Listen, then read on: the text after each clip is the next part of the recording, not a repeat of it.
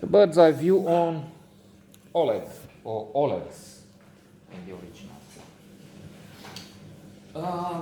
Very interesting motion picture.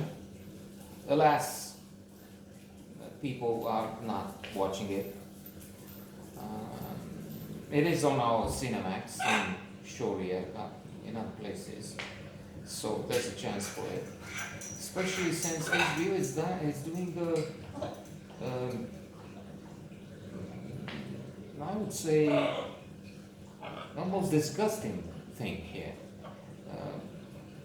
Why I'm saying this, it's because at least for the past month or so, they're not bringing in any new movies, which is what they should have done. I mean, why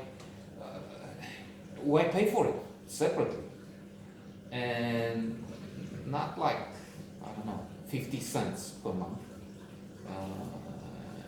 and in a pandemic, and then with people who don't have a high living standard here, I don't know about elsewhere. And I'm talking, they had at least Sundays, today is Sunday, a premiere in the evening. Okay, so a movie which was launched last year. And it's Sunday, and well, let's say four days per month you have four new movies. No, not anymore. Tonight they have James Bond of 2011, I don't know. Indeed, there's a stupid thing which highlights the problem with this. There's a free TV network, but plenty of course, but there's one which is successful to put that there. They have Casino Royale, and at the same time on HBO, which you have to pay for, you get the same thing, and you have to pay for James Bond, not Casino Royale. I don't know. It doesn't matter.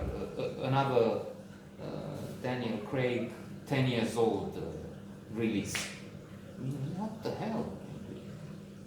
So anyway, at least they had Oleg on Cinemax, which is good, and it's more recent. Not the big release, it makes the case for getting Netflix, Mank, and so many other Trial of the Chicago 7. So many. They had 42 nominations for the Golden Globe, something record. So, if you ask me, choose Netflix over HBO without any. Well, in my case, yes, as Potolește. As said here, I'm watching Oleg another on Cinemax, but still, it feels wrong for them to ask money because they give you new movies and then they don't. Anyway,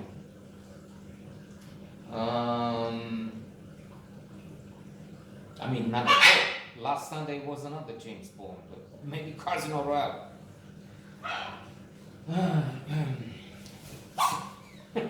Instead of talking to Oleg, you made me, you provoked me.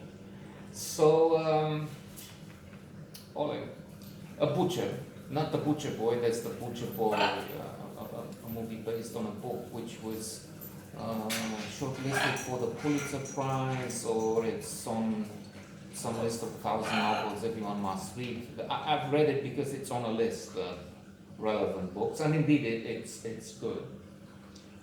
This one is a butcher coming from the east, and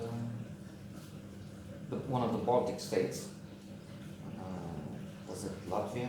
Anyway, and he's in Belgium now, where there is a problem because he's working in a place with other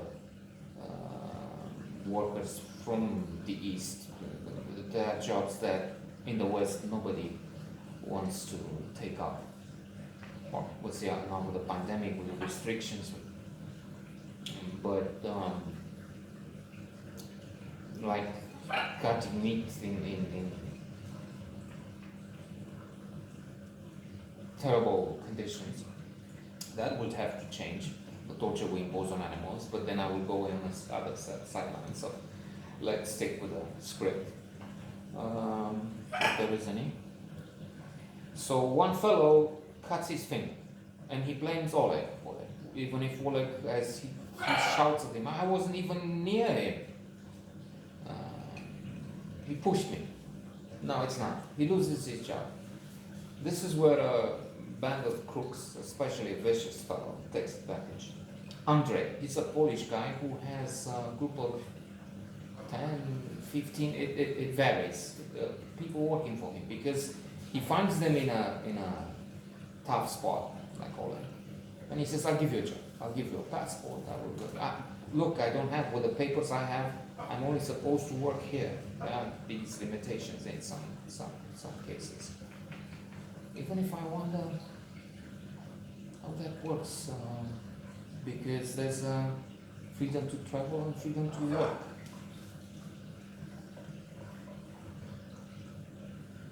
Anyway, some restrictions apply some places. Never mind, but let's not get into the autopsy of how this came to be. But fact is, Andrew promises me, come, you'll stay with me, this is your room, you see, it's my friend, we'll give you work, don't worry about it.